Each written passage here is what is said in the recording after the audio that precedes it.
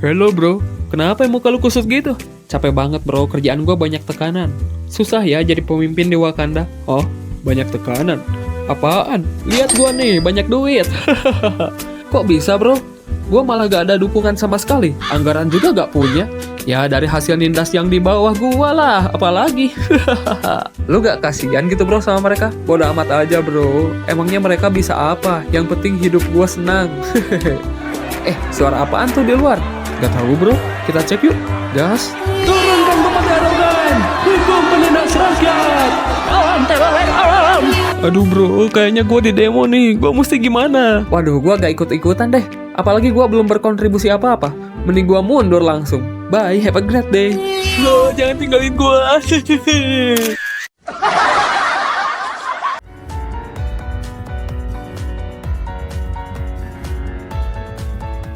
Welcome to the other side, di mana timeline gue dipenuhi dengan berita dari sikap-sikap pemimpin warga Konoha yang beragam. Tapi kali ini gue cuma mau bandingin dua aja dan menyampaikan pemikiran-pemikiran gue tentang hal ini. So disclaimer dulu, tolong koreksi gue kalau misalkan ada kata yang salah, karena di sini gue cuma berpendapat dan bagi yang lebih tahu, tolong beritahu di kolom komentar, oke? Karena gue di sini bukan seorang politikus ataupun ahli politik, gue hanya seorang rakyat biasa yang ingin bersuara sebelum bersuara itu dilarang. Dan sesuai yang lo lihat di thumbnail, beliau adalah pemimpin dengan dua jabatan berbeda, namun setidaknya punya tujuan yang sama, yaitu mensejahterakan bangsa dan negara. Betul? João Angelo de Souza Mota, atau yang lebih akrab dipanggil João Mota. Sosok publik yang profesional dengan latar belakang kuat di sektor konstruksi pertanian, peternakan, dan industri kreatif. Beliau diangkat menjadi Dirut BUMN Agrinas pada tanggal 10 Februari 2025. Pekerjaannya cocok sepertinya dengan latar belakangnya. Akan tetapi setelah 6 bulan menjabat, beliau tiba-tiba mengundurkan diri. Why? Well, ada 5 alasan yang gua baca di sini. Katanya yang pertama, belum bisa berkontribusi secara nyata. Oke, mungkin benar, karena gua gak pernah mendengar berita tentang evolusi dari sektor pertanian ini ya. Ya bisa lu lihat sendirilah, beras aja masih import dan harga pangan kayak cabai masih aja mahal ya. Ya gak sih? Yang kedua, gak ada anggaran. Wait, seriously? Proyek untuk mensejahterakan petani nol anggaran? Yang ketiga, birokrasi yang rumit. Bapak ini harusnya selipin amplop coklat dulu biar licin. Kalau gak gitu susah pak, jalannya jadi berliku-liku. Tapi kan nol anggaran ya tadi katanya. Perbedaan budaya kerja yang mencolok antara swasta dan BUMN. Ya kalau swasta kan bebas ya pak, usahanya di tangan bapak, komando pastinya ada di tangan bapak juga. Gak akan sulit dong. Loh, tapi kalau kayak gitu bukannya sama aja ya swasta dan BUMN? Kira-kira apa yang jadi pembeda? Apakah ada gangguan dari pihak-pihak lain? Oke, dan ini yang kelima, administrasi yang rumit, tumpang tindih, dan tak pernah selesai. Ini sih klasik pak, dari dulu emang gitu. Banyak data yang nggak sinkron, apalagi soal pemasukan sama pengeluaran. Udah aur-auran lah pak pokoknya. Aur-auran, kamu jangan suka aur-auran. Kalau 5 alasan itu benar adanya, menurut gua wajar aja beliau mundur. Padahal sekelas BUMN, masa gak ada anggaran? Harusnya pak, kalau ada proyekan tuh kerjasama sama pemegang kekuasaannya.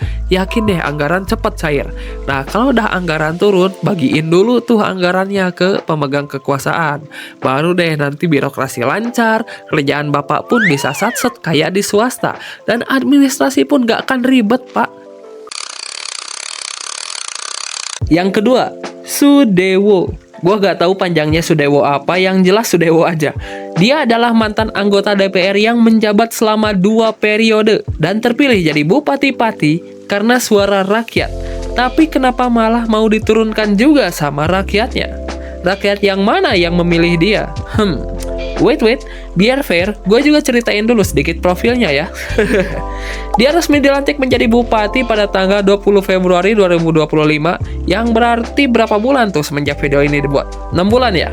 Beda 10 hari lah sama Pak João Mota tadi. Ya, tapi anggap aja ini mau 6 bulan dia menjabat, dan kenapa Bapak Bupati ini muncul di sini? Jujur gue juga gak pernah tahu kebijakan-kebijakan apa yang diterapkan dia sebelumnya, atau bawa angin segar perubahan apa buat masyarakat Pati di sana. Tapi yang paling kontroversial adalah menaikkan pajak bumi dan bangunan hingga 250%. Gila, kok bisa? Gua sendiri bukan masyarakat Pati, jadi aslinya gua gak tahu kenapa hal ini bisa terjadi. Tapi tenang, ada yang lebih parah kok. Lu lihat aja nih sendiri. Dan ini gue cuma mau banding-bandingin aja. Ternyata Pak Joao dan Pak Sudewo itu punya nasib yang berbanding terbalik. Meskipun sama-sama baru menjabat selama 6 bulan, ada beberapa perbedaan yang gue temuin antara Pak Joao dan Pak Sudewo.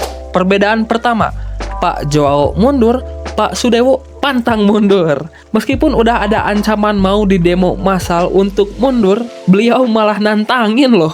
Yang kedua, Pak Joao gak didukung, Pak Sudewo didukung sama rakyat. Dan sekali lagi gua gak tahu rakyat yang mana yang ngedukung dia. Ya buktinya dia bisa jadi bupati sekarang. Yang ketiga, birokrasi yang dibilang Pak Joao katanya tadi berbelit-belit. Tapi kayaknya yang dijalanin Pak Sudewo lebih mudah deh ketimbang Pak Joao. Pajak 250% semudah itu mau diterapinnya. Ya meskipun gak jadi karena didemo abis-abisan sama masyarakat. Yang keempat, Pak Joao sadar diri untuk mundur secara mandiri karena belum bisa berkontribusi. Sedangkan Pak Sudewo maju terus pantang mundur karena saking berambisi. Meskipun udah didemo buat lengser secara resmi. Iya gak sih? Info terbaru katanya mau dimakzulkan ya. Ya gue gak tau lah. Gue cuma banding-bandingin doang di sini karena gue gabut. Isi pikiran gue penuh dan gue gak tahu mesti gue tumpahin kemana. Ya gue gak habis pikir kok bisa nasib pemimpin kita sekontras ini. Kayak yang satu dikucilkan sedangkan yang satu penuh dukungan. Meskipun tujuannya sama yaitu untuk mensejahterakan. Gua gak tahu ya apakah konteks yang disejahterakan ini rakyat yang sama atau bukan.